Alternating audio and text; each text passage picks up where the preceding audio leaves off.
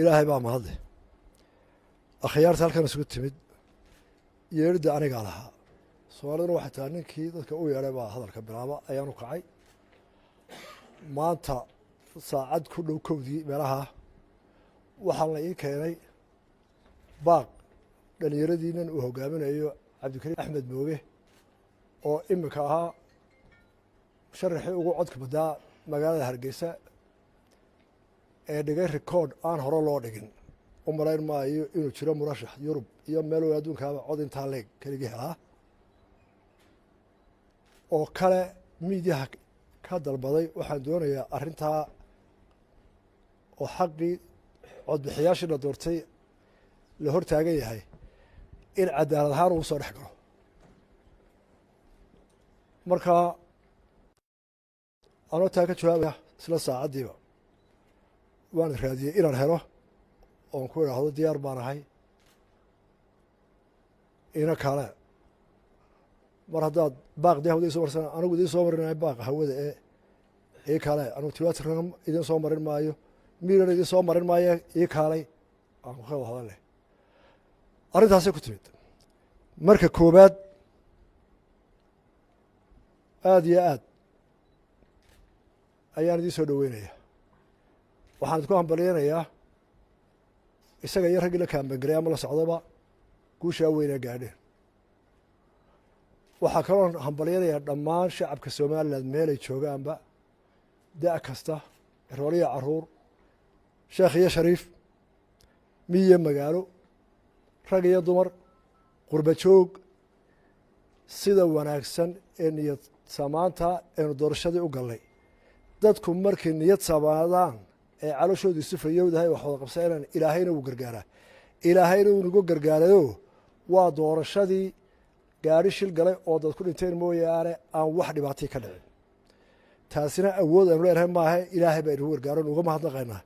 inaguna caloolsamaan baynu ku dadaalnay nabadda way noogu dhammaatay wanaagna way noogu dhammaatay ummadduna way noguma jeertay taa aynu ilaahay saa nagu siiyey waxaynu ku dadaalanaa inaanay gelin wax shaasheeyaa doorashadeennii doorashooyin ka dambeeya golayaasha iyo mayradeelana inay ku dhammaadaan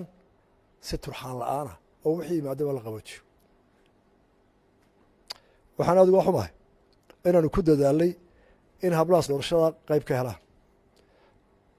annagu xukumad ahaan koota in loo sameeyaanu soo jeedin golaa sharci dejintaa nagu diiday baarlamankaa nagu soo diiday waxaanu u howlgallay waxa wixii carqalad ku noqon kara hablaha iyo dhalinyarada doorashada inaanu ka dhaafno dhammaan dhaqaale lagu waajibiyey inuu qofku doorashada ku galo waa ka dhaafna hablaha haddana nasiib darro wixii waxba kama naas caddaan oo hablihii lama dooranin laba saddex marka doortay imaatinkeenna maanta waxaanu idiin ballan qaadaynaa xaqa aa leedihiin iyo doorashada ka cabateen wax alle wixii xaqdarriya xadguduba inaanu kala howlgalno in xaqa iyo lagu soo celiyo waddadii sax ahayd waddo kasta oo la maranayo in loo maro waddo sharciya baaqiinii jawaabtiisa waxa weeye waanu idin garab taaganahay wixii xuquuqa ee doorashadaa ku leedihiin ee codbixintaa ku leedihiin ee miisaankaa saataa ku leedihiin inaanu u diyaarnahay inaanu idinla howlgalno oo waddada xaqa ah ee dawga an lagu soo celiyo idinkana gardarra idin qaadi mayno oo wax gardarraa oo xad ka gudubsan dee socon mayso waxaad xaq u leedihiinna anigu madaxweyne ahaan dee waan idinla hirgelinaya sharcigaasaa inoo dhexa baaqii aad tidhahdeen cadaaladda ka soo dhex gala intaasaan ka idhi qorshaha waddaan iyo waxaa yeeli doontaan iyo waxaa ila imanaysaan dee idinka idin taalla kulankeenna maantu jawaabtii baaqiina ayuu ahaa annaguna dee midiyaha noo soo mariseenoo ismaan araga madaxdii xisbiga iyo xukuumadba waxaan ahayd inaanu ka jawaabno oona inagu daahin daaqaas sababtaan u yeelana waxaa weeye xasaasiyad belayn doorashooyinka dadka wax doortaa codbixiyaasha in badan maynu soo joogno xamaasad weyn bay qabaan adeer codkaaga sahalo mahayn waxaa weeye wixiin waa la diiday marnama diiday waxaagii nina ma diidi karo codkiinii iyo miisaankiinii xisbi iyo qof iyo sharci midna lama diidi karo laakiin dee wuxuu sharciye martaa oo waa boolotigi oo waa hawl badan yahay si degan dadkiina taa hala ogaado hala deganaado idinkuna wixii aad tabateen iyo waxa qaloocan iyo fikradiina dee waxay la tahay waqti aanu degannahay oo lasu diyaar garoobay aynu ka wada hadleen anaga intaasina garantay madaxweyne marka hore aad iyo aad baan kuu salaamayaa waxaanan kaaga mahadnaqayaa sida milgaha leh sharafta leh karaamada leh ee degdega ah saaka ayuunba ahayd markii aanu shirka jaraa'id aan qabtay shirka jaraa'idna wuxuu daaraa uun waan ogahay wax walba inay sharci maraan waan qadarinayaa waana sheegay shirkaygii jaraa'id waxayse ahayd baaq codsiya in la ixtiraamo codka shacabka inta badan oo aniga ii codaysay sidoo kalena baaq walaalnimo waxaan u diray mudanayaasha golaha deegaanka ee layla doortay oo aan markaa iyagana si karaamo iyo sharaf leh uga codsaday inay iyaguna ixtiraamaan dadka inta badani qofkii ay u codeeyeen in maanta la garab istaago madaxweyne waa kuu sharaf xukuumaddaadana waa u wanaag in baaqii naga yimi aad markiiba nooga soo jawaabto oo aad noo yeedho waa sababta aad u tahay madaxweynaha qaranka waa sababta aad u tahay odayga somalilan intaana waan kaa filayey waan kaaga mahadnaqayaa waxaan sidoo kale u mahadnaqayaa walaaladeeda kale ee xildhibaanada ah ee layla doortay ee iyaguna wanaagun la jecel somalilan ee wanaagga la jecel hargeysa marka madaxweyne anigoo ku hadlaya magacii xildhibaanadiina la wada doortay dhammaantood xisbi walba ha ka sharxnaadaan xisbi walba ha ka soo baxaan aad iyo aad baan madaxweyne kuugu mahadnaqaynaa waa ka mahad celinaynaa inaad markaa naaqbashay shacabka somalilan weliba gaar ahaan shacabka reer hargeysa ee codeeyey ee naga filaya inaanu u shaqayno oo aanu u dhisno hargeysa cusub iyagana waxa uu khayra u wanaaga in ilaahay siiye madaxweyne ixtiraamaya oo dhegaysanaya oo baaqooda anigu aan afkooda dee ku hadlayan lahaa intii badnayd baa ii codaysaye arrintaha lasoo dhex galo markiiba ka soo jawaabay iyaduna markaa waa sharaf weeye markaa dadkiina doortayna sidaa ha u ogaadaan insha allahu tacala madaxweynena inta hadhay waanu insha allahu tacala kula fadhiisan waanu kula dhammayn waa ogol lahay sharciga inay marto waa ogol lahay inay fadhiyo badan marto waa ogol lahay in maaragtay la wada hadlo waxaanan rajaynayaa un insha allahu tacaala in dadkeenna wanaagsan ee doorashada wanaagsan ay u dhacday ee midoobay ee markii ugu horreysay taariikhda hal qof uga wada codeeyey koono kasta oo magaalada ah iyagoo iska ilaawaya qabiilka iyo xaafadahaba in markaa insha allahu tacaala waxay raalli ku yihiin oo wanaagsani golaha deegaanka cusub dhexdooda ka soo baxo shaqo wanaagsan la wada qabto iyadoo la midaysan yahay hargeysadaynu jecelahayna markaa aynu dhisano waayo caasimadii weeye magaaladii qaranka weeye magaaladii la wada lahaa weeye hawl weyn baa halkan taal 17 xildhibaan la doortayna xil weyn baa saaran qofka mas-uuliyadda qaadayana wuxuu u baahan yahay inuu isku wado dadka reer somaliland oo dhan waxaa la rabaa dadka reer hargeysa in la isku wado qofka mas-uuliyadda qaadaya markaa uma baahna inuu dhinac u janjeero inuu maaragtay xisbi gaara ku abtirsado waanu karaameynna xisbiyadaanu ka soo baxnay waanu ka mid nahay laakiin haddii dee kuraasta aanu u soconno aanu helo ummadda oo dhan baanu u shaqaynaynaa qaaraan xisbiyo ku jirin baa jira qaar xisbiyo ku jira marka ummaddana sidaa wanaagsan ee khayr kale baan ugu shaqaynayna madaxweyne marka halka ugu dambaysa waa kuu mahadnaqayaa wanaagga iyo degdega iyo baaqa aad noogu soo jawaabtay waanay ahayd iyadoon baaq ahayn inaanu dhammaantayo xildhibaanadu karti si fiisid kuugu nimaadno oo kusoo booqanno marka tanna waxaan uga faa'iidaysanaa madaxweyne booqashadayada xaqa aad noogu lahayd inay tahay wasalaamu calaykum waraxmatullaahi wabarakaatu madaxweynaha wasiirada mudanayaasha xildhibaanada labada goloba ciddii ka fadhida mas-uuliyiinta kale ee qaranka mudanayaashii hore ee golaha dhammaantiin salaamu calaykum waraxmatullaahi wabarakaatu waxaan u malaynayaa munaasabadda waxay ku dhan tahay intii madaxweynuhu yidhi cabdikariinna si wanaagsan buu u hadlay waxaynu la soconnaa aynu guddigan wada qadarinaynaa waa laga werwersanaa annaka lafteedaa werwersaneen qoladeeda xukuumaddu werwerka ugu badan madaxweynuhu waxaanu malaynayaa anigu markaa dhakhtarna waan ka imi anigii madaxweynaha iyo intii doorashadu ay socotay dhowrkii casho intii ka dambeysay malaa maalintii 20 jeer ka badanna waanu wada hadli jirnay 10 jeer ka badanna waanu kulmi jirnay waa mare doorashadu way nagu cusbay doorasho laba golo waa mare muddo doora bay nagu yara rafato xamaasad fara badan baa maxaan ku dhahdaa gashay laakiin waxaynu kaga baxnay qadar ilaahay in doorashadii shacabkeenna ummadda reer somalilan aan deera hirdin waxaynu maqli jirnay deera may hirdiin shilkaa gaadhi ee dhacay waddadan hargeysiyo maxaanku dhahdaay berbera ayaa wax shila ka dhacay waxaa halkan inoogu yimi 31 diblomaasi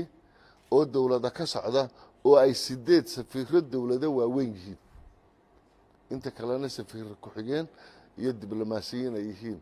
waxay inoogu yimi dhowr iyo 89 rag saaxiibo somaliland iyo dad adduunyada had iyo jeer loo dirto inay monitor gareeyaan maxaanku dhahdaay doorashooyinka waxay guddigood ka wada markhaati fureen imika socota hadda way hadlayaan ayaamaha nimankii iyagoo guddigood maaragtay ra'yigoodii isu keenaya in ay guddigood la yaaban yihiin doorashadii somaliland noocay u dhacday horta kolley waxay nagu wada waajibaa dadkana had iyo jeer calafna waa intii alla qoray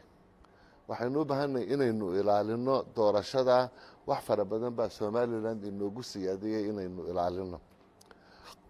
waxaa laba ah lagama maarmaan waxa ah haddii aan doorashadan cid wal oo doorashadaa gashay 900 in ka badan ayay marayaan maxaanku dhahdaay marka laysu geeyo xildhibaanada golaha deegaanka iyo xildhibaanada golaha maxaanku dhahday baarlamaanka waxaa dhacaya in ka badan 600 ayaa xil waayaya waxaynu u baahannahay iminka ayaantii hore waxaanu nidhi yaan la dabaaldegin sababtaan aanu nidhi yaan loo dabaaldegin waxa ay ahayd maadaama waxaan doorashooyinku inagu cusub yihiin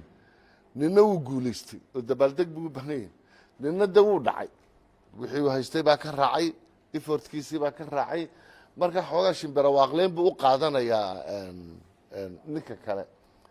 marka waxaynu u baahannahay cid walbana inay xaqeeda hesho haddii kelmadda waan idin xasuusinaya haddii cid walba ay xaqeeda weydo ama cid walba xaqeeda la siin waayo wanaagina dhex ooli maayo marka waxaynu u baahannahay waa tartan siyaasi ah waa tartan doorasho waxaynu u baahannahay tartankaa doorasho inaynu taxamulkiisii yeelano in ay cid waliba ay hawsheeda samayso loolanka siyaasigihii waa meeshiisa tartanada siyaasigihii waa meesheeda wax waliba waxay u baahan tahay inay hufnaadaan waxaan marinaynaa markaa iminka doorashadii way dhammaatay waxaa hadhay qodob sharci waxaa ka hadhay labada gole xilligii ay fadhiisanayeen iyo maxay ku fadhiisanayaan golaha baarlamaanka waxaa fadhiisanaya madaxweynaha jamhuuriyadda somalilan qodob dastuurka qaranka ah ayaa siinaya inuu madaxweynuhu fadhiisiyo golayaasha degaankana anigaa fadhiisinaya cid kaloo fadhiisin karta ma leh anigana xeerka wax ku maamuli doontaan meeyarada barasaabadu ee lagu maamulo gobolada iyo degmooyinka law number 23 2019 ayaa anigana isiinaya article 66 inaan caddeeyo maalinta aad fadhiisanaysaan annaka horta intaasaa nagaga hadhay intaa waxaanu rabnaa si nadiifa u wanaagsan bay u soconaysaa qodob sharci baa dhiman qodobkii sharciya dhibnaa waxa uu noqonayaa ka marka ay maxkamadda Morodishe Hargeysa gobolka dhaarinaya burco cerigaabo laascaanood mid walba gobolkeeda dhaarinaya maalinta uu gobolku dhaariyo golaha degaankuna muddo yeelanaya aniga muddadaas la igala xisaabtamaya golaha wakiiladana madaxweynuhu muddo yeelanaya muddadaas ku qabanaya waxaan kulli soo jeedinayaa qolada ay ku rafanaysaa waa annaka waxaanu ku dadaalaynaa inay dariiq wanaagsan marto dariiq sharciya marto hufnaan marto cid walbana xaqeeda maxaanku dhahdaaya la siiyo waxaynu u baahannahay had iyo jeer gadoodka dadka waa la geliyaa xamaasadda doorashaduna gadood bay leedahay yaan gadood dadka la gelin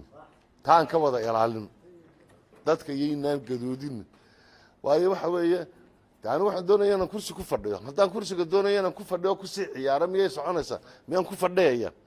anu marka waxaan jecelahay inay idinkuna aad dulqaad iyo mas-uuliyad saartaan